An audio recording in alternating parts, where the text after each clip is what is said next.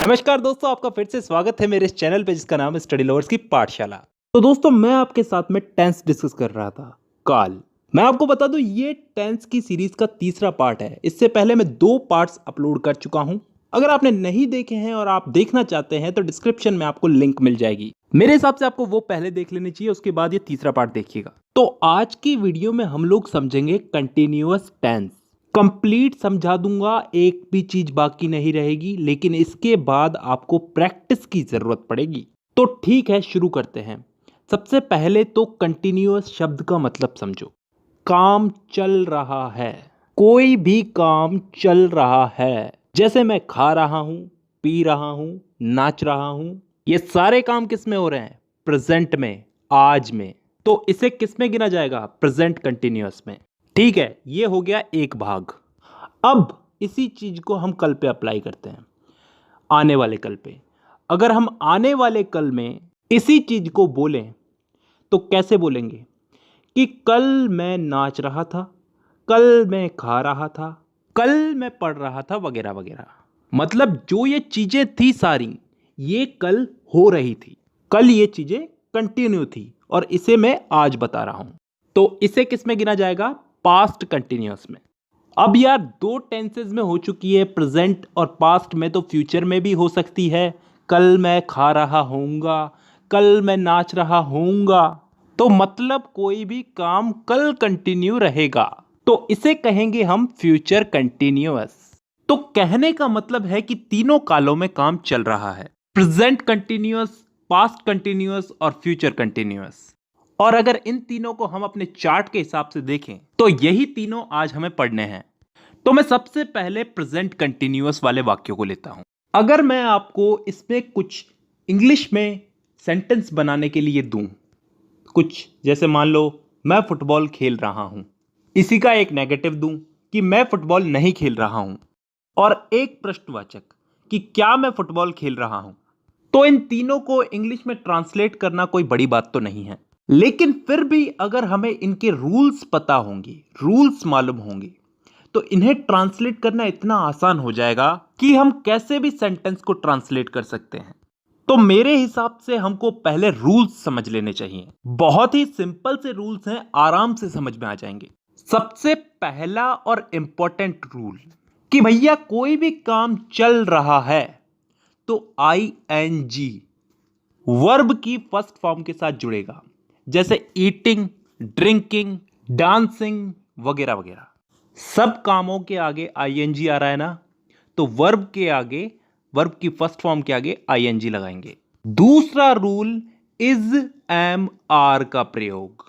यह बहुत ही सिंपल चीज है, बहुत सिंपल चीज। इन तीनों में ये जो एम है ना, इसका लफड़ा तो छोड़ ही दो, क्योंकि यह हमेशा आई के साथ ही जुड़ेगा। उदाहरण के लिए, I am a boy, I am a teacher, तो जुड़ रहा है ना आई के साथ एम, आई एम। जहां तक बात है इस इज की, तो ये इज हमेशा सिंगुलर सब्जेक्ट यानी कि एक वचन के साथ जुड़ेगा। जैसे he, she, it. He is, she is, it is. तो मतलब है तो अकेला आदमी ना, तो अकेले पर्सन के साथ में इज जुड़ेगा। अब जहां तक बात है इस आर की, इसका तो आप सोच ही सकते हैं किसके साथ में जुड़ेगा? प्लूरल के साथ में, बहुवचन के साथ में, यानी कि यू, वी, दे। बहुत सारे लोग हैं, उनके साथ में आर जुड़ेगा। You are, we are, they are.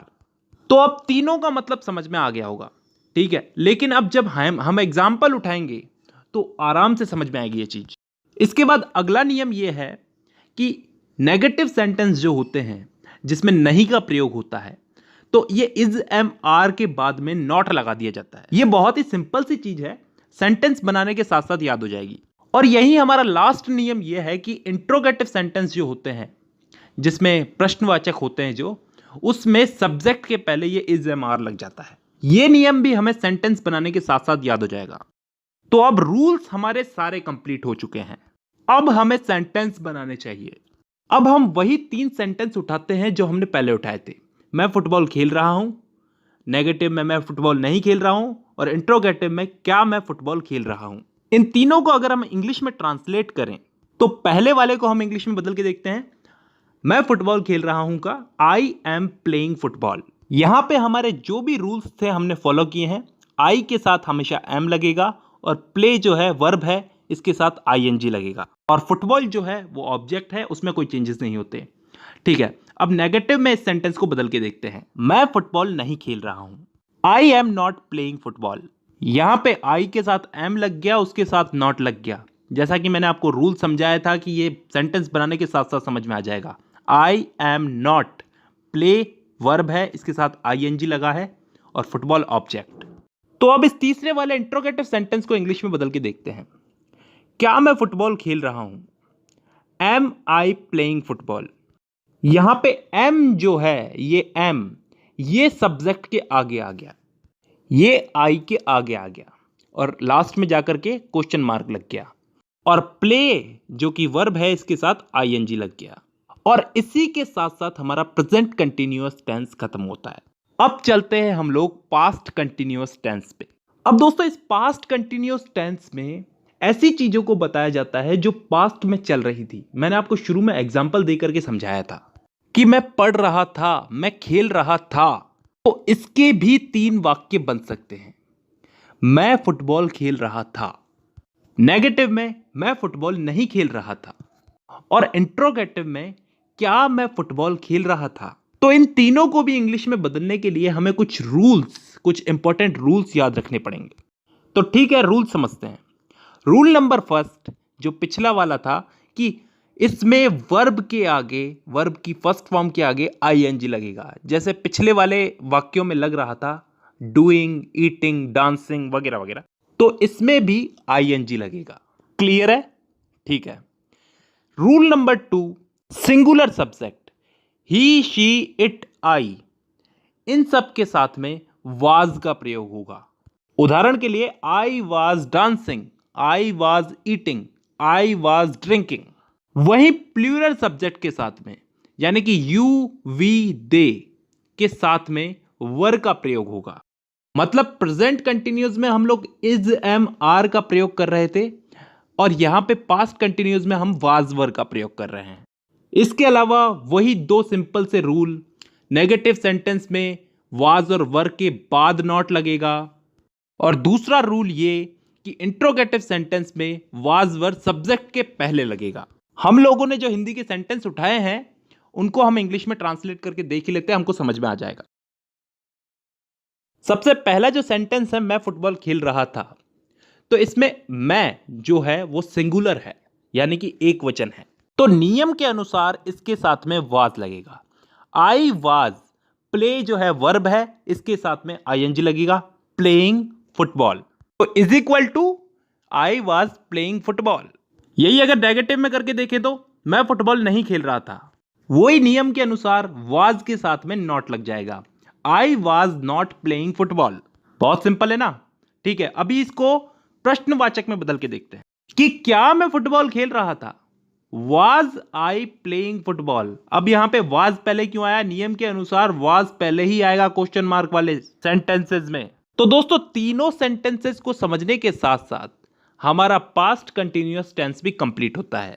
अब हम लोग चलते हैं लास्ट फ्यूचर कंटिन्यूअस टेंस पे। जैसा कि मैंने वीडियो की शुरुआत में बताया था, इसमें ऐसे सेंटेंसेस आते हैं जो काम फ्यूचर में हो रहा होगा, हम फ्यूचर में वो काम कर रहे होंगे। जैसे मैं खा रहा होऊंगा, मैं खेल रहा होऊंगा, मतलब कोई काम हम फ्यूचर में कर रहे होंगे, कंटिन्यू कर रहे होंगे। जैसे उदाहरण के लिए मैं फुटबॉल खेल रहा होऊंगा, नेगेटिव में मैं फुटबॉल नहीं खेल रहा होऊंगा और इंट्रोगेटिव में क्या मैं फुटबॉल खेल रहा होऊंगा। तो इन तीनों को इंग्लिश में बदलने के लिए वही हमारे इंपॉर्टेंट रूल्स याद करते हैं, उसके बाद हम इनको इंग्लिश में बदलेंगे। तो इसके जो रूल्स हैं वो बहुत ही सिंपल है दोस्तों। इसमें सिंगुलर हो या प्लूरल हो, सबके साथ में विल बी का प्रयोग होगा। नेगेटिव सेंटेंस में बी के पहले नॉट का प्रयोग होगा, जैसे she will not be going to college. और इंट्रोगेटिव सेंटेंस में विल का प्रयोग जो है वो वाक्य के प्रारंभ में होगा। जब हम इन एग्जाम्पल्स को इंग्लिश में बदलेंगे तो आराम से समझ में आ जाएगा। तो फिर शुरू करते हैं हमारे एग्जाम्पल्स को इंग्लिश में बदलना। मैं फुटबॉल खेल रहा हूंगा, I will be playing football. मैंने कहा था ना इन वाले वाक्यों में विल बी आएगा, तो ये आ गया विल बी। ठीक है, प्ले वर्ब है तो मैंने कहा था आईएनजी लगेगा। कंटिन्यू अगर पास्ट में हो, प्रेजेंट में हो, फ्यूचर में हो, आईएनजी तो लगेगा ही। अगर इसी सेंटेंस को हम अगर नेगेटिव में बदल के देखें, मैं फुटबॉल नहीं खेल रहा हूंगा, तो I will not B playing football. यहां पे ये नॉट जो है ये बी के पहले लगा है। मैंने आपको बताया था रूल्स के अनुसार नेगेटिव सेंटेंस में बी के पहले नॉट लगेगा, तो I will not B playing football. और अगर इसी सेंटेंस को हम लोग इंट्रोगेटिव में बदल के देखें, क्या मैं फुटबॉल खेल रहा हूंगा, will I be playing football. यहां पे विल पहले क्यों आया ये बताने की जरूरत नहीं है, क्योंकि इंट्रोगेटिव में विल पहले आता ही आता है और एंड में जाकर के क्वेश्चन मार्क लगेगा। तो यहां पे हम लोगों ने इन वाक्यों को इंग्लिश में ट्रांसलेट करके फ्यूचर कंटिन्यूअस टेंस भी समझ लिया, और इसी के साथ हमारे चार्ट के हिसाब से हमारा कंटिन्यूअस टेंस भी कंप्लीट हो गया। अगली वीडियो में मैं आपको परफेक्ट टेंस के बारे में कंप्लीट समझाऊंगा, प्रेजेंट परफेक्ट, पास्ट परफेक्ट और फ्यूचर परफेक्ट टेंस। ठीक है, आज की वीडियो में बस इतना ही। अब मुलाकात होगी आपसे अगली वीडियो में, तब तक के लिए धन्यवाद।